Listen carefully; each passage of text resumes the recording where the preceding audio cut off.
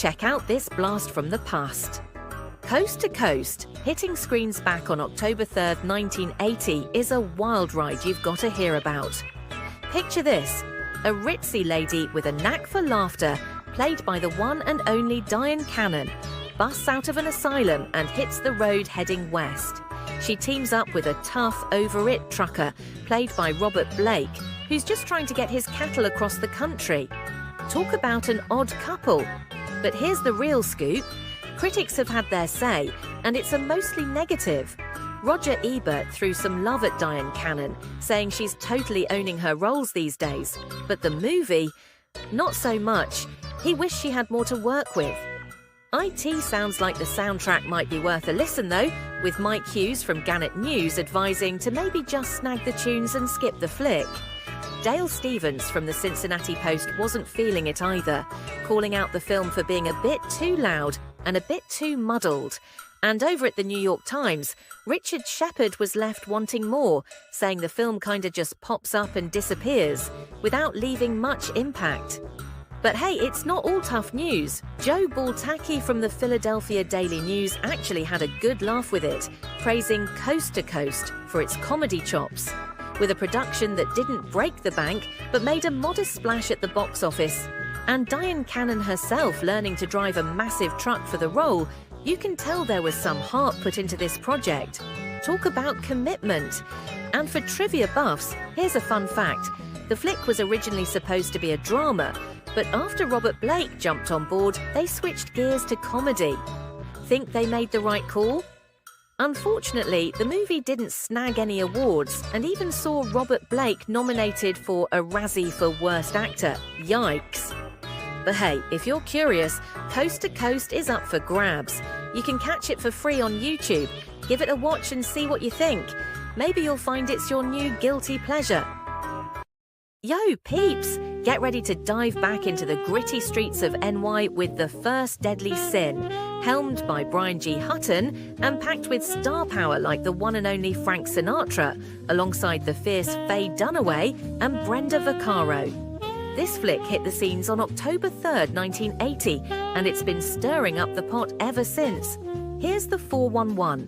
A grizzled detective, played by Sinatra, is on the hunt for a ruthless serial killer, all while his wife is battling an illness back at home. It's dark, it's intense, and based on the Killer book by Lawrence Sanders. Critics, well, they're all over the place. Gordon Trettick from Ridgeway News called it a joyless exercise, while Roger Ebert was all in, calling it one of the season's best surprises, big-upping Sinatra's epic comeback. And there's more, from Desmond Ryan throwing shade, claiming it barely felt like a release, to Ed Blank, who's straight up cheering, stoked about Sinatra's performance and calling the flick very, very good. Behind the scenes ain't all roses though. After Roman Polanski dipped out, Brian G. Hutton stepped up to direct amidst some serious drama. And guess what? This flick was Frank Sinatra's big return after a 10-year break from the big screen. Plus, peep this, Bruce Willis and Willem Dafoe both sneaked in there before they blew up big time. But let's not forget, the box office was brutal to this film, grossing only $3.9 million against its $8 million budget. And to put the cherry on top, Faye Dunaway even snagged a Razzie nom for Worst Actress. Ouch. So gear up, grab your popcorn and decide for yourself. Is The First Deadly Sin a hidden gem or a well-dressed flop? Tune in and get caught up in the mystery. Hey movie buffs, let's talk about Gloria, a kick-butt crime thriller from 1980, directed by the legendary John Cassavetes. This flick stars the incredible Gina Rowlands, who totally owns her role as Gloria Swenson. If you're up for a mix of intense action and deep character study, you're going to love this one. So here's the scoop. Gloria is this tough ex-gangster's mole living in New York City. Her life takes a wild turn when she ends up protecting a kid named Phil Dawn after his family is wiped out by the mob. Phil's got a ledger packed with mob secrets, and now they're both targets. At first, Gloria really doesn't want to get involved, But she can't just stand by, so she grabs a revolver and hits the streets with Phil. It's all about dodging danger at every corner and trying to stay one step ahead of the mob. Now, what makes Gloria such a standout movie is not just the action. It's the unexpected bond that forms between Gloria and Phil. She's seen it all, and he's just a kid thrown into this mess. Together, they discover what it means to trust and protect each other against all odds. Gina Rowlands is simply phenomenal as Gloria, and her performance snagged her an Academy Award nomination. The movie itself strays a bit from Cassavetes' usually more experimental vibe, making it a bit easier to dig into while still delivering a powerful, character-driven punch. And here's a fun fact for you. Cassavetes didn't even plan to direct Gloria himself initially. He wrote it as a more mainstream project to sell off, but ended up taking the reins to showcase his wife, Gina Rowlands. So we got this fantastic blend of deep emotional storytelling mixed with thrilling action sequences. If you haven't seen Gloria, definitely check it out. It's a classic gem that's thrilling, touching, and shows just how resilient a woman can be. And keep an ear out for more movie magic on this station. Gloria opened on October 3rd, 1980. The film has a 94% critic score on Rotten Tomatoes and a 7.1 out of 10 on IMDb. Gloria is streaming for free on Tubi. Hey everyone, get ready for a throwback trip with the 1980 film The Man with Bogart's Face. Directed by Robert Day and written by Stanley Weiser, this flick takes you on a wild ride back to the golden days of Hollywood through the adventures of a private investigator. Starring the incredible Robert Sacchi, who's a dead ringer for Humphrey Bogart, alongside stars like Franco Nero and Michelle Phillips. This film hit the screens on October 3rd, 1980. Sacchi, known for his striking resemblance to Bogart, finds himself tangled in a mystery that'll remind you of the Maltese Falcon. A bit about Robert Sacchi: he not only looks like Bogart, but he's got some serious acting chops too. Back in the 1970s, he even toured colleges with his one-man show called Bogey's Back. This movie comes from the novel The Man with Bogart's Face by Andrew J. Fenady, a huge Bogart fan, written back in 1977. The film adaptation was bankrolled by shopping mall mogul Mel Simon with a cool $4 million as part of his massive $50 million dive into movie making. Despite some hiccups, including a delayed release initially planned for March 1980 by 20th Century Fox, it finally came out under its original title in December of that year. When it was first released, the movie didn't make much of a splash, getting overshadowed by all the talk about Sacchi's resemblance to Bogart rather than the film itself. Nowadays, it's got a 6.2 out of 10 on IMDb and still manages to catch some eyes, although it's not on the usual streaming sites. But hey, you can catch it through a fan upload on YouTube. Check out the link in the video description. Step back into 1980 with Oh God, Book 2, directed by the acclaimed Gilbert Cates. Oh God, Book 2 graced the silver screen on October 3rd, 1980. This beloved American comedy film marks the second installment in the cherished Oh God series, following the success of its 1977 predecessor. The legendary George Burns returns, charming audiences once again as God, with Suzanne Pleshette, David Burney, and Luann Sirota also shining in their roles. Plot overview. In this sequel, the Divine chooses another unlikely candidate to spread his message, 11-year-old Tracy Richards, played by Luann Sirota, an imaginative and bright girl dealing with her parents' recent split. Feeling isolated and alone, Tracy finds herself tasked by God with a seemingly simple yet impactful mission: to launch a Think God campaign to remind people of his presence.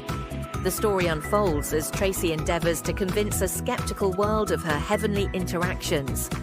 Key figures in her life, including her educators and a psychiatrist, doubt her claims. Her mother, Paula, portrayed by Suzanne Pleshette, finds it particularly difficult to believe her daughter's extraordinary experience. Despite numerous obstacles, Tracy remains steadfast in fulfilling her godly mission. Originally, the film intended to continue with George Burns and John Denver from the first film. However, Denver's subsequent engagements prompted a shift to new characters and a fresh narrative focus on young Tracy, altering the film's tone and direction. Box office and reception. Oh God, Book 2 raked in $14 million at the box office. Although it did not replicate the success of its precursor, the film has its share of humour and charm, mainly thanks to George Burns' portrayal of God. Response from critics was mixed. Tom Brown described it as a funny, happy little movie, while Fred Herman considered it a 94-minute yawn. Legacy, the series concluded with one more sequel in 1984, Oh God, You Devil, which featured Burns in a dual role as both God and the Devil. While Oh God, Book 2 may not have garnered the accolades of the original, it stands as a delightful family comedy that explores spiritual themes in a heartfelt, accessible way. Presently, Oh God, Book 2 maintains a 43% critics rating on Rotten Tomatoes and a 5.3 out of 10 user rating on IMDb. The film is available for free streaming on the Tubi app. Hey everyone, check out One Trick Pony, a cool flick from way back in 1980, directed by Robert M. Young and rocking Paul Simon in the lead.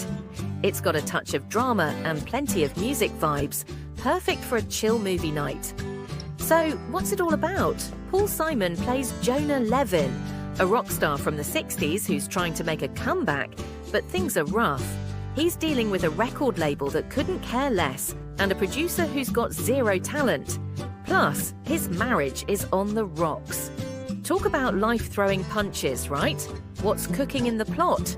Jonah is touring with his band, hitting up small clubs and trying to get his new albums off the ground without much luck. There's this constant tug of war between staying true to his music and giving in to the music industry's pressure for something more mainstream.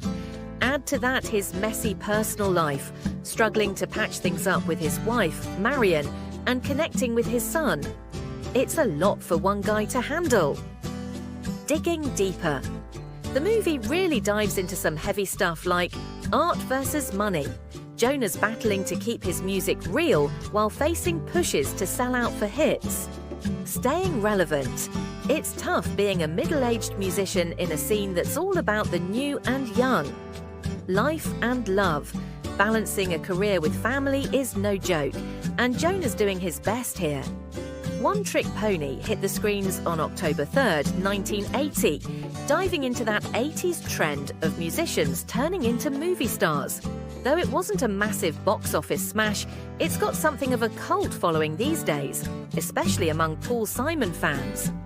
Critics' Corner, the movie got mixed reviews. People loved the music and Paul Simon's vibe, though some thought the story wandered a bit. The soundtrack, also called One Trick Pony, is actually a hit, with cool tracks like Late in the Evening. If you're into movies with a strong dose of reality and some sweet tunes, give One Trick Pony a watch. You can find it on most streaming rental platforms like Apple TV, Google Play, and Fandango.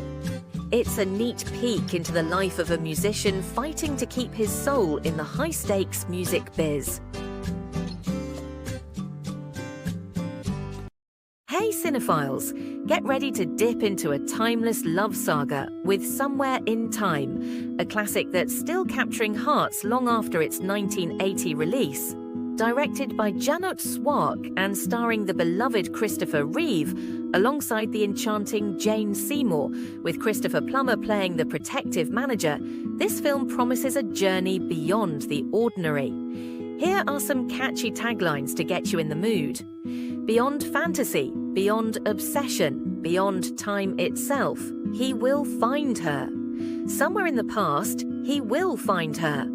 Beyond time itself, he will find her. A timeless love story.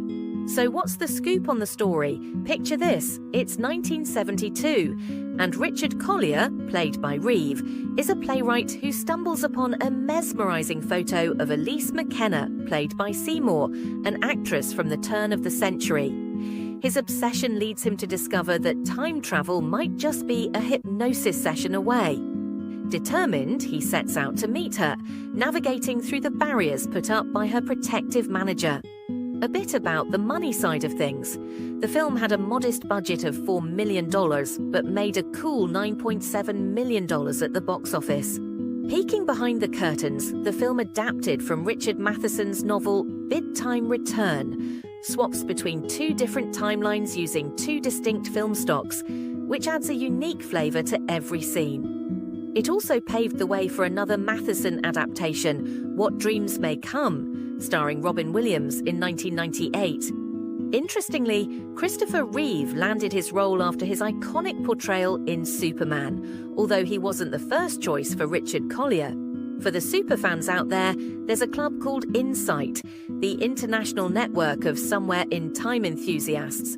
Founded in 1990, these folks have been churning out thousands of pages in their fancy magazine, keeping the love for the film alive. Filmed at the picturesque Grand Hotel on Mackinac Island, who kindly didn't charge a dime, the venue itself became a character in this beautiful film. Critics back in the day had mixed feelings, but whether they raved about its elegance or pointed out its flaws, it's undeniable that Somewhere in Time struck a chord that still resonates. Today, it holds a Rotten Tomatoes critic score of 52% and an IMDb score of 7.210. Catch Somewhere in Time streaming free on Tubi or ad-free for Amazon Prime subscribers. Dive into this enchanting story and let it sweep you off your feet beyond time itself. Hey horror fans, get ready for a throwback thrill with Terror Train, a classic slasher from the golden age of 1980s horror. Directed by newbie Roger Spottiswoode, this flick stars Scream queen Jamie Lee Curtis at her best, alongside Ben Johnson, Hart Bochner, and, yep, you guessed it, magician David Copperfield in a super rare acting gig. What's the story? Imagine this. A bunch of college students board a train to party hard on New Year's Eve, dressed up in funky costumes. Sounds like a blast, right? Wrong. Turns out they've got an uninvited guest who's crashing their party, a masked killer on a revenge quest. Why? Well, it all ties back to a nasty prank played on a shy guy named Kenny 3 years back.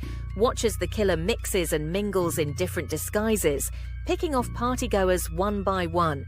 It's up to Jamie Lee Curtis's character, Alana, to stop him before she's next on his hit list.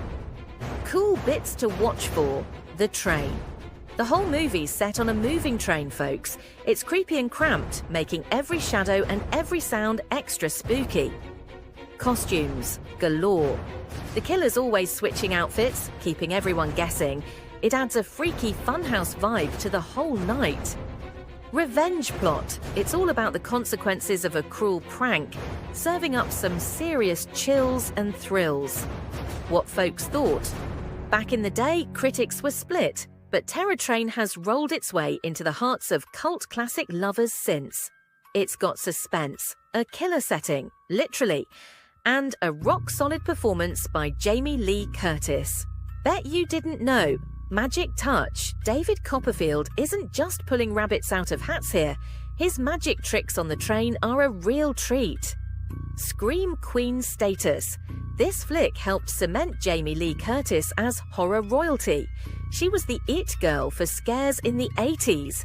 Even though it wasn't a mega hit in theatres, pulling in just over $8 million on a modest budget, Terror Train has chugged its way into classic status with a whole bunch of fans who dig its unique slasher spin. Oh, and get this, the whole scary setup was sparked by a real-life frat prank gone wrong. The film's producer pitched it as Halloween on a train, hoping to snag some of that slasher cash. And guess what? It kinda worked. Whether you're all about retro horror or just love a good Fright Night flick, Terror Train is worth derailing your plans for. So grab your popcorn, keep your friends close, and whatever you do, don't miss your stop on the terror train. Hey movie lovers, want to catch a real classic? Dive into The Elephant Man from 1980, directed by the legendary David Lynch. This isn't your typical historical drama, it's a deep dive into the life of Joseph Merrick, but you'll hear him called John Merrick in the movie. So, who's John Merrick? A guy who lived back in Victorian England with some severe deformities, making life pretty tough for him. His story is both heartbreaking and inspiring. Played by the incredible John Hurt, Merrick shows the world his intelligence and sensitivity, despite his appearance. Now, here's the scoop. John Merrick gets discovered by Dr. Frederick Trevis, a London surgeon played by none other than Anthony Hopkins. Merrick's stuck in a freak show, treated horribly, till Dr. Trevis steps in. But even though he finds a safer environment, society's still fixated on him like he's some kind of spectacle. This movie makes you think, like really think, about humanity, dignity and compassion. It's got great performances all around, especially John Hurt, who just nails it as Merrick. And hey, the film's shot in black and white, which gives it this timeless, emotional vibe. What did critics say? Critic Bruce McCabe was mixed on The Elephant Man, writing, "It's a bizarre, Baroque film, twisting and turning through paradoxical, conflicting moods, and never quite deciding whether it wants to be a horror movie or an offbeat romance." Critic Keith Rother praised David Lynch for his compassion in presenting the story of John Merrick. Critic Sharon Johnson called The Elephant Man a movie not to be missed.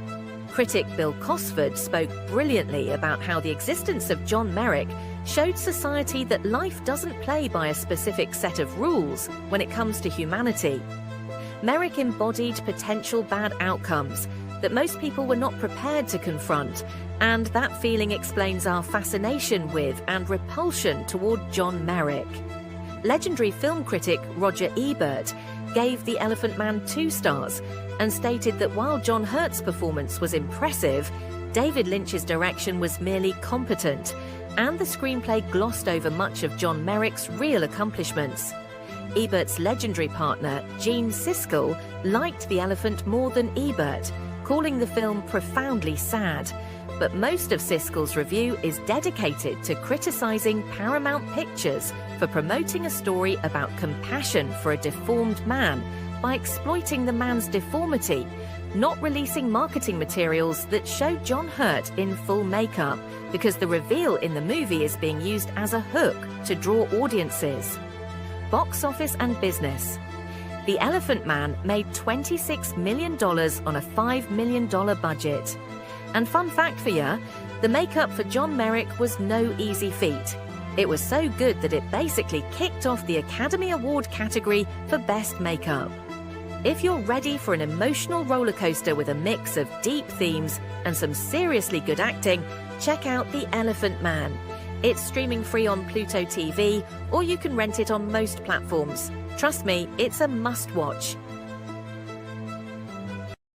It's My Turn is a 1980 romantic comedy drama directed by Claudia Weil and starring Jill Clayburgh and Michael Douglas. The movie explores themes of independence, personal fulfillment, and romantic entanglements, centering around a woman trying to balance career ambitions and personal relationships. What's the plot? Jill Clayburgh plays Kate Gunzinger, a successful mathematics professor in her 30s who is navigating her way through life as an independent, self-sufficient woman. She is involved in a relationship with her longtime boyfriend, Homer, but their relationship lacks excitement and passion. When Kate travels to Chicago for her father's wedding, she meets Ben Lewin, played by Michael Douglas. Ben is a former professional baseball player who happens to be the groom's son and is married, though unhappily. Sparks fly between Kate and Ben, and despite their complicated personal situations, they develop a romantic connection. Kate is left to question her life choices, her relationships, and whether she can find happiness and fulfillment within or outside of her career. How about the themes? The film touches on feminist ideas prevalent in the 1970s and 1980s, Focusing on the challenges women face in balancing career and love, Clayburgh's character, Kate, represents the growing presence of women in male-dominated professions like mathematics, but she still grapples with societal expectations of relationships and personal life. Behind the scenes, It's My Turn was plagued by a stormy relationship between director Claudia Weil and producer Ray Stark, who, while accused of undermining her on set. Most notably, Stark, unhappy with Weil's approach to the final cut, hired his own editor to make a separate cut of the movie. Weil's version eventually won over studio executives, and the film now exists in a version Weil approved of.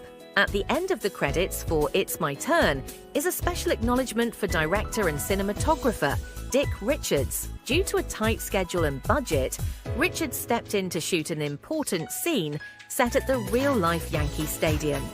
Without Richards' last-minute help, the scene might not have been filmed at all. Reception. Though It's My Turn didn't receive universal acclaim, it was notable for its portrayal of an independent woman, a character type often underrepresented in mainstream cinema at the time. Critics were divided on the film, with some praising Jill Clayburgh's performance and the movie's relatable, intelligent female lead, while others felt the romantic plot lacked depth. The film was director Claudia Weil's follow-up to her successful and influential indie drama Girlfriends, a film praised by a diverse group of writers and filmmakers, including the likes of Stanley Kubrick and Lena Dunham. It's My Turn made a modest profit at the box office, earning $11 million on a $7 million budget. Overall, It's My Turn is remembered for its portrayal of female empowerment in a personal and professional sense, aided by Clayburgh's nuanced performance. It's My Turn was released on October 10, 1980. The film holds a 17% critic score on Rotten Tomatoes and a 5.4 out of 10 from users on IMDb. It's My Turn is streaming for free on the Tubi app. Kagemusha is a 1980 Japanese historical epic film directed by Akira Kurosawa. The title translates to Shadow Warrior, or Double in English, and the film is set during the Sengoku Warring States period of Japan in the 16th century. It is considered one of Kurosawa's most visually stunning films and marks a significant point in his career, both for its critical acclaim and for the collaborative international support he received for its production. Plot summary. The story follows a petty thief who bears an uncanny resemblance to the powerful warlord Takeda Shingen, the leader of the Takeda clan. After the warlord is mortally wounded in battle, his generals decide to use the thief as a double to maintain the illusion that Shingen is still alive, thereby preventing their enemies from taking advantage of the clan's perceived vulnerability. The thief, who was initially meant to serve as a mere decoy, the Kagemusha, is thrust into the role of a leader, and the film explores the psychological and emotional toll this deception takes on him. Major themes. 1. Identity and power. The film delves into questions of identity, as the thief gradually assumes the persona of the warlord. It explores the idea of how much power resides in the individual versus the image or role they represent. 2. Illusion versus reality. The theme of illusion, both in terms of the Kagemusha's role and in the broader context of warfare, is central. The facade that the Takeda clan maintains is a metaphor for the fragile nature of power and leadership. 3. Death and legacy. The film also reflects on the inevitability of death, the transience of power, and the legacy left behind by rulers. Production notes. Director Akira Kurosawa had faced difficulties getting financing for the film, but his reputation led to assistance from American filmmakers George Lucas and Francis Ford Coppola, who helped secure funding from 20th Century Fox. Their admiration for Kurosawa was instrumental in bringing Kagemusha to international audiences. A little-known fact about Kagemusha is that Tatsuya Nakadai, who plays both Takeda Shingen and his Kagemusha, double, was not Kurosawa's first choice for the role. Originally, Shintaro Katsu, a well-known Japanese actor famous for his role as Zatoichi, the blind swordsman, was cast to play the dual role. However, Katsu was dismissed early in the production after creative differences with Kurosawa. Katsu had intended to document the making of the film by filming behind-the-scenes footage for his own purposes, which Kurosawa did not approve of. Their clashing visions and Katsu's approach to the role led to his abrupt departure. Tatsuya Nakadai was then brought in as a replacement. Nakadai's nuanced performance ultimately became one of the defining features of the film, especially his portrayal of the psychological transformation of the Kagemusha. Visual style. Known for its vivid, painterly imagery, the film uses color, movement, and composition in ways that evoke traditional Japanese art. Kurosawa meticulously crafted the battle scenes and the settings to create an immersive experience. Music, the score, composed by Shinichiro Ikebe, blends traditional Japanese instruments with orchestral elements, enhancing the emotional and atmospheric depth of the film. Awards and recognition. Kagemusha won the Palme d'Or at the 1980 Cannes Film Festival, which it shared with All That Jazz. It was nominated for 2 Academy Awards, Best Foreign Language Film and Best Art Direction. The film was both a critical and commercial success, revitalizing Kurosawa's career after a period of personal and professional challenges. Legacy. Kagemusha is considered a prelude to Kurosawa's later masterpiece, Ran, 1985, another epic that explores themes of leadership, war, and human folly. Both films reflect Kurosawa's fascination with Shakespearean tragedy, with Kagemusha often compared to King Lear. In its thematic depth and tragic overtones, the film is a visual and thematic masterpiece that combines Kurosawa's directorial vision with historical epic storytelling, leaving a lasting impact on Japanese and world cinema. Kagemusha was released on October 10, 1980. The film holds an 89% critic score on Rotten Tomatoes and a 7.9 out of 10 from users on IMDb. Kagemusha is available to rent on most streaming rental platforms. Hey movie lovers! Let's talk about the classic 1980 comedy, Private Benjamin, starring the one and only Goldie Hawn. This flick was a smash hit when it hit theaters, mixing laughs with some seriously cool feminist vibes. So what's the scoop on Private Benjamin? Well, it's about Judy Benjamin, played by Goldie Hawn. She's this rich, kinda spoiled woman whose life goes sideways when her husband dies on their wedding night. Totally lost, she gets tricked by a smooth-talking army recruiter who promises her a glam military life. But boy, was she in for a surprise when she lands in boot camp and it's nothing like she expected. As Judy battles through the tough army life, she thinks about bailing more than once. But stick with her, and you'll see her discover her own strength and independence. It's all about her transformation and, of course, the heaps of funny misfits and clashes she finds herself in. And the cast, pure gold. Goldie Hawn absolutely nails it as Judy, even snagged herself an Oscar nomination. Eileen Brennan plays a tough-as-nails drill instructor, and Armand Assante spices things up as Judy's love interest later in the film. Critics and fans alike couldn't get enough of Goldie's comedy chops and the film's mix of humor and real emotion. Plus, it sparked a lot of chatter about independence and self-reliance, especially among women. Guess what? Private Benjamin didn't just kill it at the box office, raking in nearly $70 million on a $9.2 million budget. It also scored 3 Academy Award nods and even spawned a TV series. Today, Private Benjamin stands as a big-time feminist comedy, always relevant for its take on women shaking up the status quo. Missed it back in the day? No sweat. Private Benjamin is up for grabs on most streaming rental services. Private Benjamin was released on October 10, 1980. The film holds an 83% critics rating on Rotten Tomatoes and a 6.2 out of 10 on IMDb.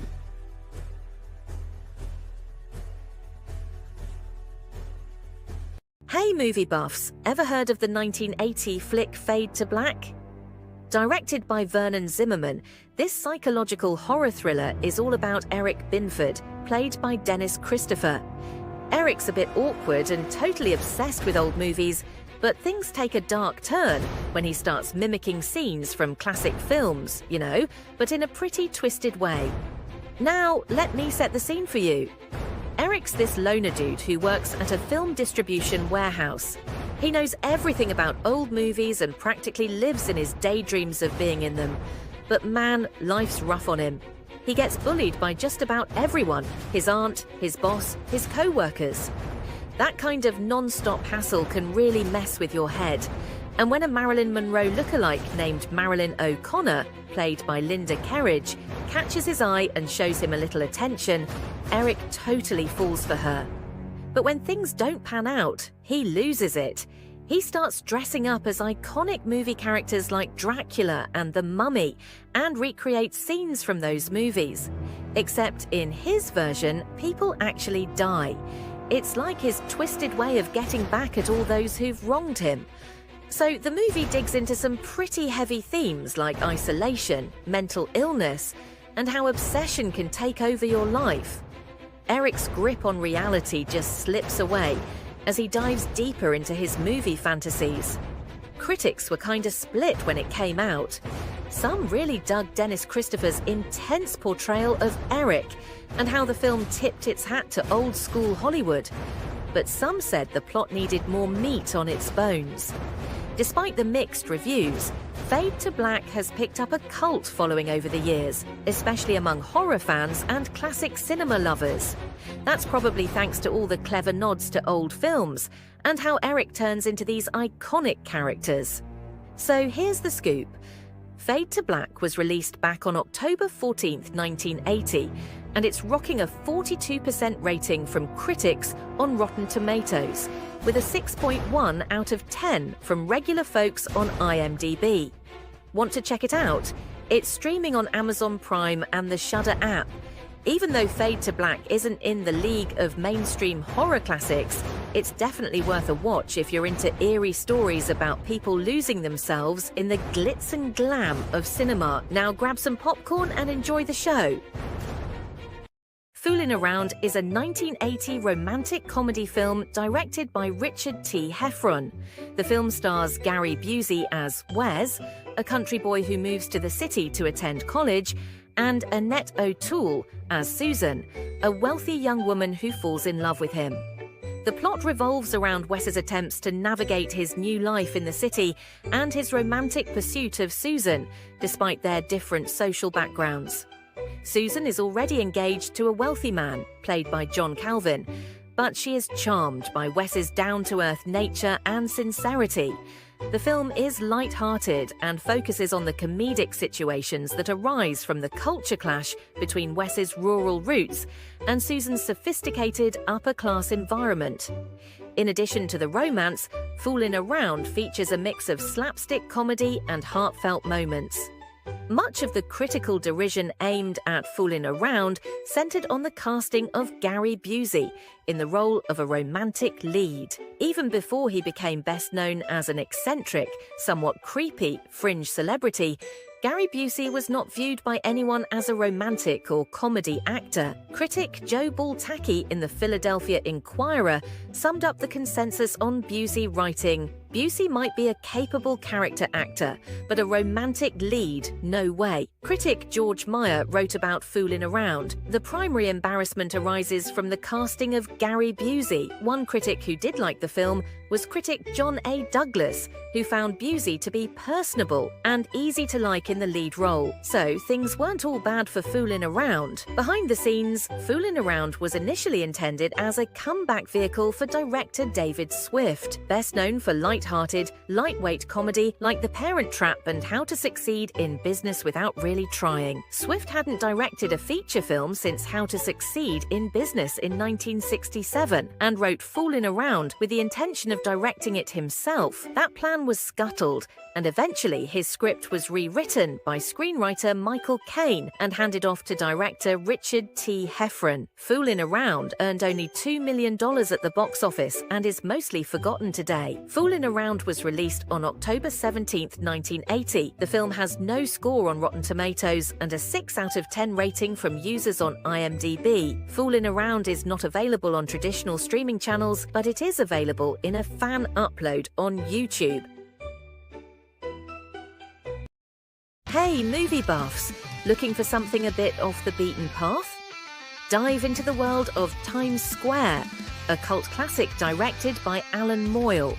This flick takes you back to the 1980s New York City, following the wild antics of two teenage girls, Nikki and Pamela, played by the awesome Robin Johnson and Trini Alvarado. These two aren't your average teenagers. They're rebelling against everything and anything, living it up in the gritty streets of Times Square. Here's the scoop. Pamela's dad is loaded and has a ton of influence, but she's totally over his control. Nikki, on the other hand, is the tough girl with dreams of rocking out punk style. They meet up in a hospital, ditch the place together, and hit Times Square to live out their dreams. They start a pirate radio station, call themselves the Sleaze Sisters, and start rallying the disenchanted youth around them. It's all about sticking it to the man and living life their way. The movie isn't just about teenage rebellion, though. It digs into some serious stuff like mental health and captures the essence of the punk rock vibe of the era. Trust me, the music alone is a reason to watch, with tracks from legends like the Ramones, the Pretenders, and Lou Reed. It's a musical blast from the past that really sets the mood. Critics back in the day were a bit split on it, and yeah, it didn't kill it at the box office. But guess what? Times Square has found its crowd over the years. People love its raw energy, its nod to feminism, and that gritty snapshot of old-school NYC. Released back on October 17, 1980, Times Square has a cool 50% on Rotten Tomatoes and a 6.6 rating on IMDb. Still curious? You can stream Times Square on most rental services now. Check it out and join the underground wave of fans who can't get enough of this edgy, punk-powered gem. Hey, have you ever heard of Motel Hell? It's this wild ride of a horror comedy from back in 1980, directed by Kevin Connor. Picture this. It's got all the dark laughs and wacky horror cliches you could ask for, mashed up into one crazy film. So the story's about Vincent Smith, played by Rory Calhoun, this seemingly sweet farmer and motel owner, and his sister Ida, Nancy Parsons. They run the Motel Hello, but check it out, the O on the sign flickers, so it reads Motel Hell. Sneaky, right? Well, turns out they've got a creepy secret. They're cannibals. They snatch up travellers, bury them up to their necks to season them, and later turn them into smoked meats, which they sell as local delicacies. Vincent actually thinks he's doing a public service with his special recipe. Things get even weirder when a young woman named Terry, played by Nina Axelrod, gets caught in their web after her boyfriend falls victim to one of Vincent's traps. Meanwhile, their brother Sheriff Bruce, Paul Linky, starts putting the gruesome puzzle pieces together as the body count rises. This all leads up to this insane showdown with chainsaws and a pig's head mask. You've got to see it to believe it. Now, let me talk about the vibe of this film. It's like a blend of slapstick with some serious chills, poking fun at everything from cannibalism to the craziness of backwoods life, all while keeping you a bit on edge. And did you know? Originally, Motel Hell was meant to be this dark, gruesome horror flick. But then, the creators decided to toss in some laughs, lightening the mood and turning it into the kooky dark comedy we know now. This twist totally made the movie stand out and helped it snag its cult classic status. Critically, it was a mixed bag at first. Some loved the quirky, gory mix, while others just couldn't get on board. But over the years, it's picked up a solid fan base that digs its unique take on horror and satire, especially how it throws shade at mass food production. Motel Hell hit theatres on October 18, 1980, and it's rocking a 67% on Rotten Tomatoes and a decent 6 out of 10 on IMDb. Want to check it out? You can find Motel Hell on most streaming rental services today. Trust me, it's one heck of a freaky fun ride. Hey movie buffs! Ever caught the Aussie flick Stir? It's not like any regular Sunday night movie, it's a hardcore prison drama that throws you right into the thick of life behind bars. It's all about the harsh realities and tough clashes between the inmates and guards. Directed by Stephen Wallace and based on some real heavy events. Yeah, those notorious Bathurst jail riots back in the 70s. The script is by Bob Jewson, a guy who knows what it's like on the inside, so you know it's got that gritty realness. Meet Brian Brown, who plays China Jackson, a tough nut caught up in all the chaos. He's right there in the middle when things go from bad to full-blown riot because of some seriously sketchy treatment by the guards. It's all about power, injustice, and just trying to survive in a place that's set on breaking you down. People have really given props to this film for not holding back and showing the brutal truth about what goes down inside those walls. Brian Brown really kills it with his performance. And Stephen Wallace, he nailed the direction. It's one of those standout Aussie classics that digs into the dirty details of what institutional corruption does to folks. Released back on October 23rd, 1980, Stir doesn't have a Rotten Tomatoes score yet, but it's got a decent rating of 6.4 out of 10 on IMDb. Want to give it a watch? You can stream Stir for free on the Tubi app. Dive into it and get a taste of some intense Aussie cinema history. Hey movie lovers, let's dive into Loving Couples, a quirky romantic comedy from 1980, directed by Jack Smite.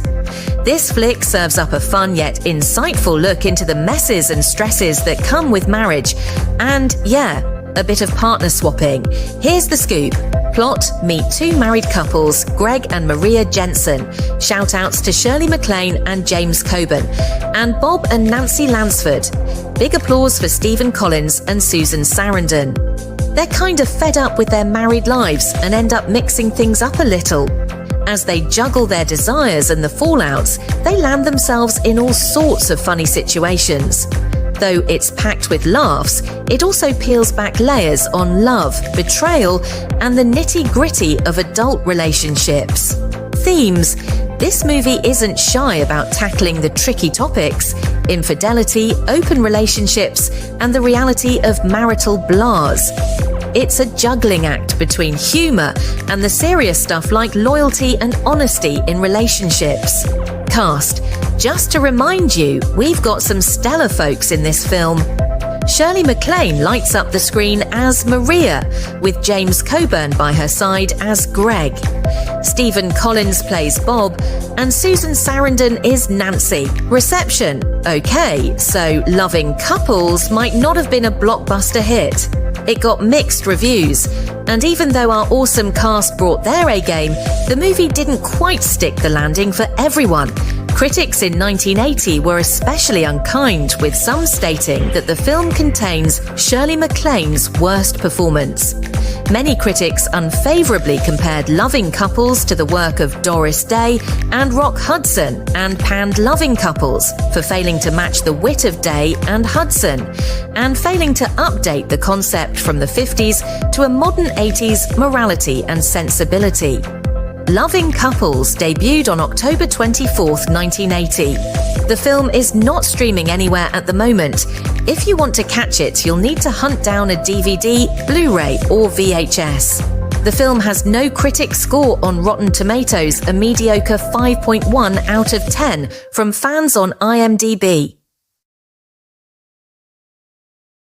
Hey horror fans, ready to dive into a classic from the golden age of slashers? Let's talk about the 1980 flick Schizoid, a film that's a little off the beaten path but definitely worth checking out if you're into the creepier side of cinema. So, Schizoid stars Marianna Hill as Julie, an advice columnist who starts getting freaky letters that are way out of the advice column league. As the threats pile up, she turns to Dr. Peter Fales, a psychiatrist played by the ever-intense Klaus Kinski, who runs a therapy group that Julie joins. But here's where things get really twisted. Members of the group begin to drop like flies, murdered one by one. Everyone's a suspect, and you'll be biting your nails trying to figure out who's behind it all. The movie's got a real psychological twist, focusing on the mind games and suspense rather than just gore. And Klaus Kinski, the guy brings his A game, delivering a performance that's both eerie and utterly captivating.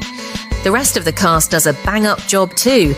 We've got Craig Wasson playing Doug, who's super close to Julie, and Donna Wilkes as Alison Fales, the doc's daughter caught up in the whole mess. What's cool about Schizoid is how it strays from typical slasher stuff. We're not dealing with supernatural killers, but diving deep into the characters' fractured psyches, making it a mind-bend of a movie that sticks with you. Bet you didn't know this, but Schizoid was brought to us by Cannon Group. Yeah, those guys known for their 80s action hits. This was one of their early ventures into horror, way before they became the go-to for explosive, kick-ass cinema. The critics were all over the place on this one. Sure, some folks thought the story was a bit choppy, but give it a chance and you might just find yourself hooked by the sheer unpredictability and Kinski's chilling vibe. At the box office, the film was a hit, earning more than $4 million on a modest $350,000 budget. Despite flying under the radar, Schizoid has carved out its own little cult following, especially among those who appreciate the eerie, psychological side of horror. Oh, and heads up, you can stream Schizoid for free on the Tubi app, so why not make it your next creepy movie night pick? Give it a watch and see for yourself why it's a dark gem from the slasher era. Meet The Awakening, a supernatural horror flick from 1980 that's all about spooky ancient curses and archaeology. It was directed by the talented Mike Newell and is based on Bram Stoker's novel The Jewel of Seven Stars from way back in 1903. This film stars the legendary Charlton Heston alongside Susanna York and Jill Townsend. Here's the lowdown. Charlton Heston is Matthew Corbeck, a British archaeologist who's got this huge obsession with finding the tomb of Queen Kera, a cursed ancient Egyptian queen. The drama really kicks off when he opens the tomb at the exact moment his wife has their baby girl, Margaret. Fast forward a few years, and weird stuff starts happening around Margaret, signalling that Queen Kara's evil spirit is trying to take over. It's a wild ride as Corbeck tries to save his daughter and stop the curse. What it's all about? The movie dives deep into creepy themes like possession and the dark side of being obsessed with the past. It's a thrilling mix of supernatural and real-life drama, showing what happens when ancient forces mess with modern lives. Critics' take. The Awakening wasn't a hit with the critics in 1980. They thought it was a bit slow and choppy. The film received roundly negative reviews, with critics poking fun at everything from Charlton Heston's performance to the bad special effects to the dreary storytelling. Fun facts: Charlton Heston was all in for filming in Egypt because who wouldn't want to shoot a movie in such a jaw-dropping place? But filming there was no walk in the park. The crew had to deal with the harsh desert and tricky logistics around ancient sites. These challenges may have even affected the film's pace and feel, which some folks found a bit slow. Yet, shooting on location meant that the scene setting Queen Kara's tomb felt super authentic, adding a cool layer of realism to the spooky setup. Legacy, released on Halloween in 1980, The Awakening scores a 0% on Rotten Tomatoes and a 4.8 on IMDb. You can find The Awakening on various streaming rental services. Hey there, movie buffs! Have you checked out Borderline from 1980? This crime drama is all about the gritty reality at the US-Mexico border. Directed by Gerald Friedman and starring the tough Charles Bronson, along with Ed Harris and Bruno Kirby, this film packs a punch with a mix of action, suspense, and real talk about illegal immigration. What's it all about? So, Charles Bronson plays Jeb Maynard, a badass US Border Patrol officer. He's deep into keeping the border safe when he ends up on a mission to solve his colleague's murder. This leads him right into the chaos of human traffickers and some seriously shady smugglers. And guess who's the baddie? Ed Harris as Hotchkiss, a slick and dangerous smuggler. The showdowns between Jeb and Hotchkiss are intense. The movie throws light on the tough decisions and moral dilemmas faced by officers like Jeb, not to mention the struggles of the migrants tangled in this mess. Why should you care? Borderline is more than just chases and confrontations. It dives into the tough topics like immigration and the human costs linked to it. Even though it's an action movie, it does a solid job of showing the human side of the immigration battle. Did you know this was one of the first flicks to show what US Border Patrol really does every day? Yeah, the filmmakers got real Border Patrol officers on board to keep things authentic. What's the word on it? Okay, so Borderline might not have been a blockbuster, but it's a standout film in Charles Bronson's career for how it tackles serious border issues. Plus, Ed Harris really shows off his acting chops as the villain, a sneak peek at the awesome career he was going to have. Even though critics weren't all over it at the time, the film's take on these timeless issues makes it worth a watch. Borderline was released in theatres on October 31st, 1980. Borderline has no critic score on Rotten Tomatoes and a 6 out of 10 on IMDb. Oh, and if you're wondering where to catch it, Borderline is streaming for free on the Tubi app. Touched by Love, 1980. Get ready to dive into a heart-melting drama directed by Gus Trickonis. This gem is plucked straight from the pages of Lena Canada's real-life experiences, documented in her book To Elvis with Love. Set in the vibrant 60s, the movie spins a tale about the unbreakable bond between a nurse and a young girl with cerebral palsy, with none other than Elvis Presley weaving into their heartwarming story.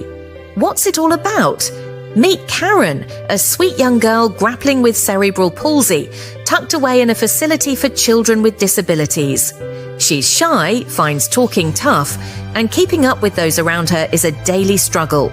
Then there's Lena Canada, played by the wonderful Deborah Raffin, a nurse whose heart is as big as her smile. Lena's new at the facility, but takes an immediate shine to Karen, determined to connect with her and help her open up. One day, Lena stumbles upon a gold mine. Karen adores Elvis Presley.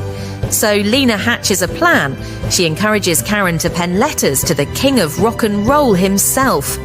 Lo and behold, Elvis writes back. Their budding letter friendship slowly helps Karen step out from behind her walls. Who lights up the screen? Deborah Raffin dazzles as Lena Canada. Diane Lane steals hearts as Karen Brown. Michael Learned, John Amos, and Mary Wicks grace the cast with their stellar performances. And Elvis Presley. The king might not rock up in person, but his spirit plays a pivotal role, offering hope and sparking joy. Critics were touched, dishing out mixed to positive reviews. The standout acting, particularly from Deborah Raffin and a young Diane Lane, snagged hearts and a Golden Globe nod for Deborah. Touched by Love might not have smashed box office records, but it's etched its mark as a deeply moving drama about the incredible power of love and hope through the toughest of times. Ready for a good old cry and a whole lot of love? Pop this film on your watch list. Touched by Love was released on October 31st, 1980. The film has no critic score on Rotten Tomatoes and a 6.6 out of 10 on IMDb. Touched by Love is not available on streaming rental, but you can watch it in a fan upload on YouTube, linked in the comments.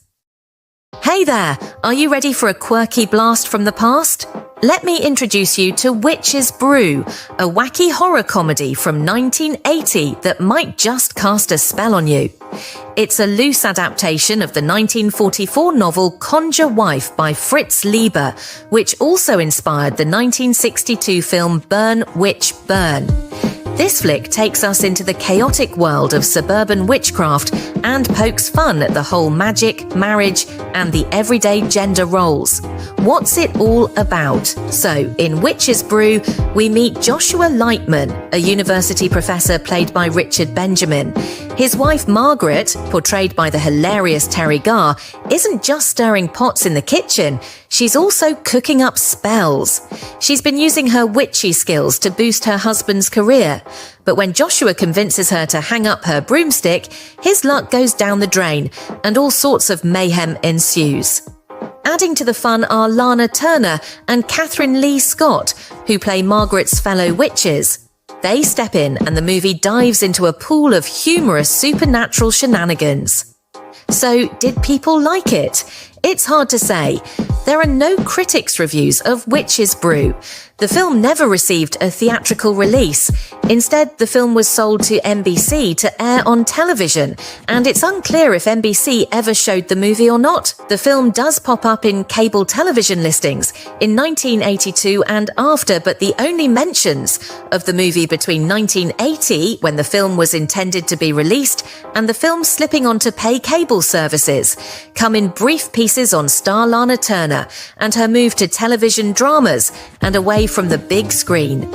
Witch's Brew has no score on Rotten Tomatoes, but it does have a 4.3 out of 10 on IMDb. The film is not available on streaming rental services, but fan uploads are floating around on YouTube. If we can find one still active, we will link it in the comments of this video. If you've seen Witch's Brew, leave your review in the comments.